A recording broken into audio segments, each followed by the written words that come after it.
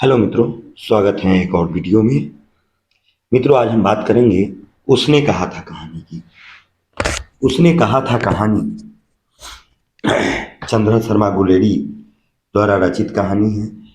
हिंदी साहित्य के इतिहास में मात्र 3 कहानी लिखकर अगर विख्यात अमर होने वाले कोई कवि हैं, लेखक है, तो उनका नाम है चंद्रधर शर्मा गुलेरी। चंद्रधर शर्मा गुलेरी, उसने कहा था, सुखमय जीवन और बुद्धू की कांटा, ये 3 कहानियां इन्होंने हिंदी साहित्य में लिखी और यही कहानी इन्हें एक लंबी पहचान दिला गई। उसमें सबसे चर्चित कहानी उसने कहा था है। तो उसने कहा था में कौन किससे कहा, क्या कहा, आइए जानेंगे। यह कहानी की जो पृष्ठभूमि है मित्रों, यह प्रथम विश्व युद्ध की पृष्ठभूमि पर लिखी गई कहानी थी। उस समय देश में अंग्रेजों का शासन था। हम खुल करके कोई भी चीज नहीं लिख सकते थे, इसलिए इन्होंने इस कहानी का सृजन किया।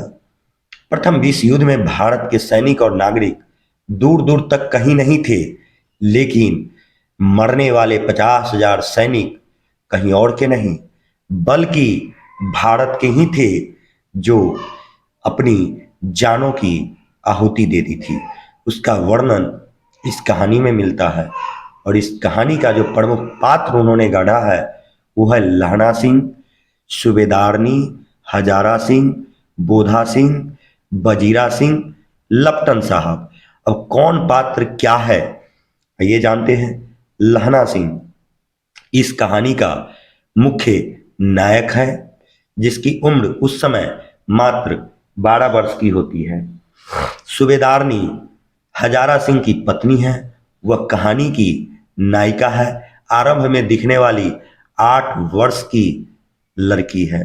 हजारा सिंह जो सेना में सूबेदार होता है, और बोधा सिंह, हजारा सिंह व सूबेदारनी का पुत्र होता है। वजीरा सिंह जो सेना का जवान होता है। लपटन साहब जो जर्मन जासूस होता है। मित्रों, यह कहानी अमृतसर से शुरू होती है और अमृतसर के गलियों में ये गूंजती है। यह लड़का लहना सिंह भी एक दुकान पे कुछ सामान लेने के लिए गया है। दही बाड़ा वहाँ उसकी भाषा में लिखी हुई है, और यह लड़की सूबेदारनी वह किस धोबन खरीदने के लिए दुकान पर गई है। वहीं दोनों की मुलाकात होती है। लड़का पूछ बैठता है, तेरी कुरमाई हो गई, और लड़की धत कह के भाग जाती है। फिर कुछ दिन बाद लड़का की दोबारा मुलाकात होती है। फिर लड़का का यही प्रश्न होता है लहना सिंह का, तेरी कुरमाई हो गई। फिर लड़की धत कह के भाग जाती है। जब तीसरी मुलाकात होती है कुछ दिनों बाद, लड़का का यही प्रश्न होता है, तेरी कुरमाई हो गई। तब लड़की जवाब देती है, देखते नहीं लाल लाल दुसाले, अर्थात उसकी कुड़माई हो गई थी। अब लड़का उसी समय एक तरह से मानिए मानसिक रूप से विक्षिप्त होकर लौटता है, और रास्ते में कितने व्यक्ति की गालियां खाता है, कितने का सामान उड़ेल देता है। कभी तांगे वाले के नीचे आ जाता है, कभी दूध वाले का दूध उड़ेल देता है। इस कदर वह घर पहुंचता है। कहा जाता है मित्रों, जब प्रेम में असफल हुआ व्यक्ति 2 ही चीज कर सकता है या करता है, क्या तो वह इतिहास रचता है या अपनी जीवन लीला को समाप्त करता है। लेकिन जब असफल होता है तो उसमें इतिहास रचने वालों की भी कमी नहीं होती है, और उससे हमारा देश में भरे पड़े लोगों हैं और उनकी भी कमी नहीं है। अब दुगुने उत्साह से लहना सिंह सेना की तैयारी में जुट जाता है, और वह सेना में भर्ती हो जाता है। और उस समय द्वितीय विश्व युद्ध छिड़ जाती है। और यह द्वितीय विश्व युद्ध में लड़ने के लिए जर्मन पहुंच जाता है।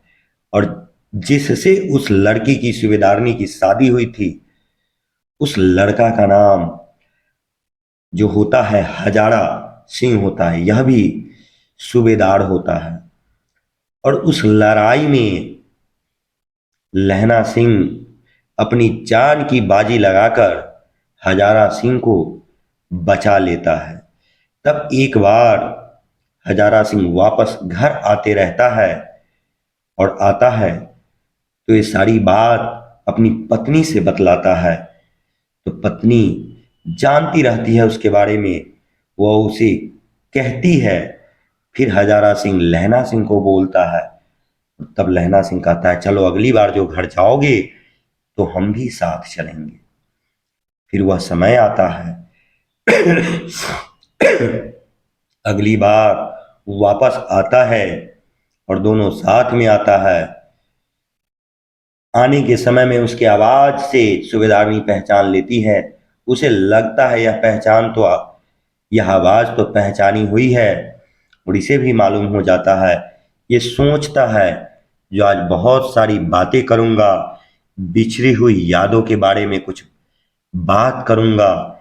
लेकिन तब तक सूबेदारनी अपनी आंचल पसार देती है और कहती है, अगली बार तुमने मेरे पति की रक्षा की थी, अब की बार मेरे पुत्र की रक्षा करना।